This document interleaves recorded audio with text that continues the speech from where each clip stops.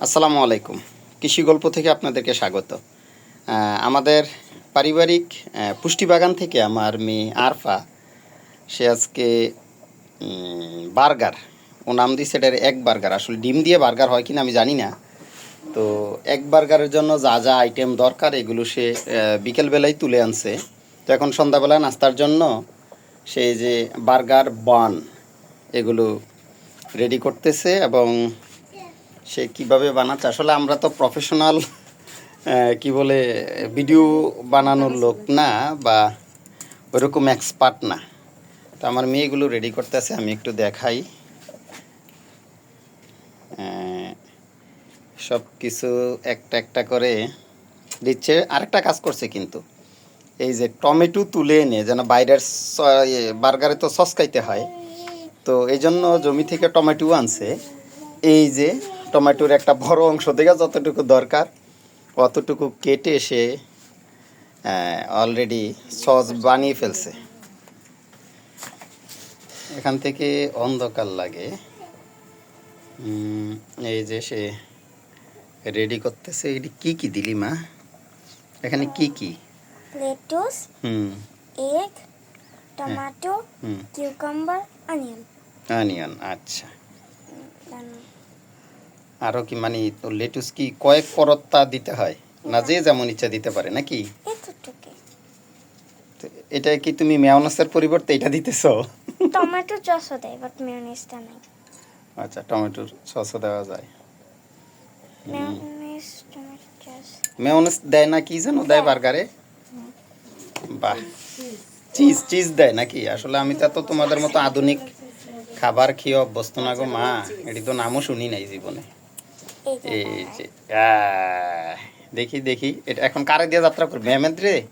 Mehmed যাত্রা ওখানে আগে ওখানে আছে, তোর জন্য আছে। আচ্ছা, তাহলে তাহলে হয়ে গেল না? দারুণ। আর ওরে বাবা, এটা চাপ দিয়ে ধরে দুই হাতে খাইতে হয় না? দেখি, না হলে পড়ে যায়। না হলে পড়ে যায়। দেখি দেখি তুই কা। মেমেদের জন্য অবশ্যই আগে বানানো আছে। ওয়াও, হ্যাঁ এইভাবে ধরে। হ্যাঁ, ওয়াও বাবা, দুই হাতে চাপ দিয়ে ধরে খাইতে হয় না মেমেদ? পারস নি তুই খাইতি? মাশাল্লাহ। যাই হোক, সবচেয়ে আনন্দের বিষয় হলো যে বানটা ছাড়া, মানে বার্গার বান যেটা, এটা ছাড়া বাকি সব কিছু আমাদের জমির। এবং আপনাদেরকে বিভিন্ন ভিডিওতে কিন্তু আমাদের পারিবারিক পুষ্টি বাগানে যা যা আছে এগুলো আমরা শেয়ার করছি। এগুলো মূলত ওইরকম কিছু না, এগুলো হলো অনুপ্রাণিতকার। আমাদের বাচ্চারা যারা আছেন, আমাদের শিশুরা যারা আছেন, তারা কিন্তু বাহিরের খাবার খেয়ে বেশি অভ্যস্ত, অর্থাৎ বাইরের বার্গার, তারপর অন্যান্য যত ফাস্টফুড আইটেম আছে। তো বাইরের খাবার বেশি টেস্ট লাগার অন্যতম কারণ হলো টেস্টিং সল্ট, নানা রকম মশালা, ম্যাজিক মশালা, এটা সেটা নানা ধরনের জিনিস, যেমন চিজ, তারপরে আবার যে আমি বললাম মেয়ের মাকে শুনলাম মেয়োনেজ, আরও কি কি এগুলো ব্যবহার করে। তো এগুলো কিন্তু যেই জিনিসগুলো আমাদের বাড়িতে বানানো যায়, চিজ তো বাড়িতে বানানো যায় না আরফা? হ্যাঁ যায়, বাড়িতে বানানো যায়। মেয়োনেজও বানানো যায়। মেয়োনেজও বাড়িতে বানানো যায়। সবকিছু বানাতে বানানো যায়। সব কিছু বাড়িতে হয় না মা? আচ্ছা দেখি তুই, শুধু মানে উপকরণগুলো দরকার হয়।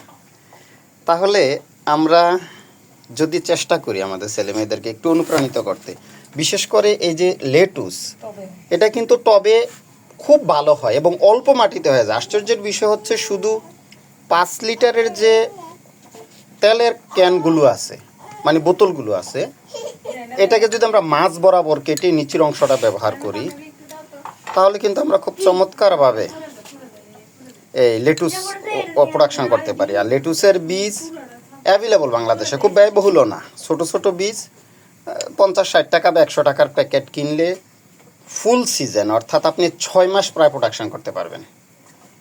আর অন্যান্য যে আইটেমগুলো আছে যেমন শসা বা টমেটো, এগুলো অবশ্যই ছাদে প্রোডাকশন করে একটু কষ্টের, কিন্তু শাক জাতীয় মানে পাতা জাতীয় যে আইটেমগুলো আছে, অর্থাৎ লেটুস, তারপরে ধরেন ধনে পাতা বা অন্যান্য শাক জাতীয় জিনিসগুলো আমি টবে উৎপাদন করার জন্য কিংবা ফার্মের আপনাদের ছাদে প্রোডাকশন করার জন্য বেশি অনুপ্রাণিত করি। লতানো গাছগুলোতে ফলন কম হয়।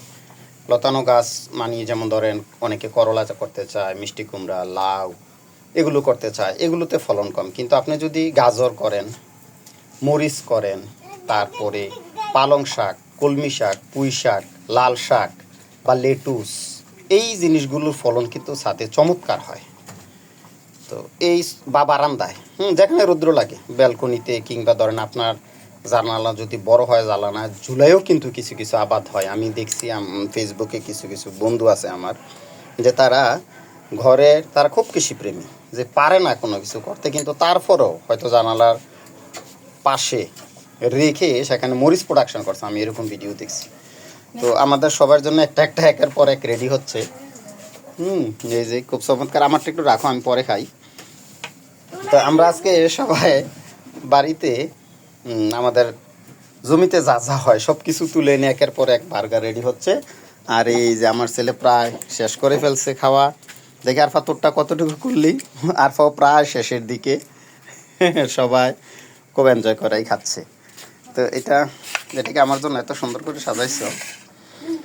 তো এগুলো কিন্তু আমরা করতে পারি চাইলেই, খুব কষ্টের কাজ না কিন্তু। শুধু একটু জয়রাও বার্গার খায়, চমৎকার। তো যাই হোক, আপনারা দেখেন এগুলো সব ইজি, আপনারা তো সবসময় খান, শুধু জিনিসগুলো কিনে আনেন। আরেকটা বিষয়, মুখের স্বাদ আর নিরাপদ জিনিস দুইটা কিন্তু ভিন্ন জিনিস। আপনি যদি খুব স্বাদ খোঁজেন তাহলে আর্টিফিশিয়াল অনেক কিছুই ব্যবহার করতে হয়। আর আর্টিফিশিয়াল সব কিছু কিন্তু আমাদের জন্য ভালো না। আমাদের ছেলেমেয়েদেরকে যদি আমরা এই শিক্ষাটা দিতে পারি যে শুধু বাজারের খাবার নয়, বাড়ির খাবারও খুব পুষ্টিকর, আর চেষ্টা করবেন তাদের মাধ্যমে এই জিনিসগুলো তৈরি করার জন্য। হ্যাঁ, তাদের মাধ্যমে যদি এগুলো তৈরি করা যায়, যেমন আমার মেয়ে কিন্তু নিজে এগুলো তুলে আনছে দিনের বেলা। তো এখন আস্তে আস্তে একটা একটা রেডি করতেছে, নিজে খাচ্ছে, সবাইকে খাওয়াচ্ছে, দিচ্ছে। তো এতে তার নিজের একটা এই খাবারের প্রতি একটা আকর্ষণ থাকবে। আর আমরা যারা করি, খাবার তৈরি করি, আপনি দেখবেন আপনি যে খাবারটা নিজে তৈরি করেন এটা খুবই সুস্বাদু হয়। অর্থাৎ নিজের তৈরি খাবার কখনো অখাদ্য হয় না।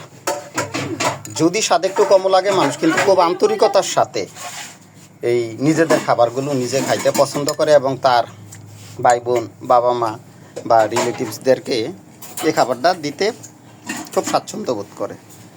তো নিজে নিজে যদি তারা করে, তাদের মধ্যে একটা আগ্রহ হবে। যেমন এখন যে বড় বার্গার আরফা বানাইলো, এই যে আরফা খাইতেছে, আরফাটা প্রায় শেষের দিকে, এটা কিন্তু আপনি এই তাকে যদি বাজারের এরকম বড় একটা বার্গার দেন, এতে তার যেই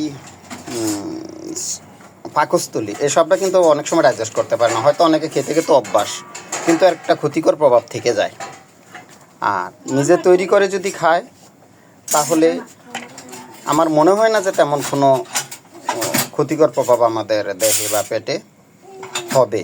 কারণ এগুলো সবগুলোই তো নিজে কাঁচামাল, নিজের উপকরণগুলো নিজেদের তৈরি বা নিজে সংগ্রহ করা বা নিজে চাষ করা।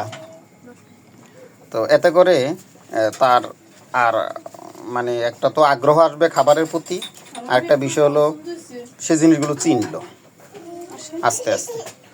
তো আমরা যতজন মেম্বার চিনি, হাবিব এটা তোর এই কিন্তু সব আরফার করা, মানে আরফার মা সাজাই দিতেছে এখন, কিন্তু আরফা রেডি করছে সবগুলো। আচ্ছা তাহলে তুই নে ফুল নে। আর মেহমেদ কাবার করতে পারতেছে না একটা, কারণ অনেক বড় হয়ে গেছে, বেশি বড় হয়ে গেছে। তো যাই হোক, তো আমাদের এখানে একজন ছোট মেহমান কিন্তু আছে, ও বার্গার খাচ্ছে খুব মজা করে। তো সবাই ভালো থাকেন, নিরাপদ থাকেন। আসসালামু আলাইকুম। কারণ আমি কথা বলতে বলতে আমারটা মনে হারাইয়া যাবে, আমি পাবো না, আর বলি না। আসসালামু আলাইকুম।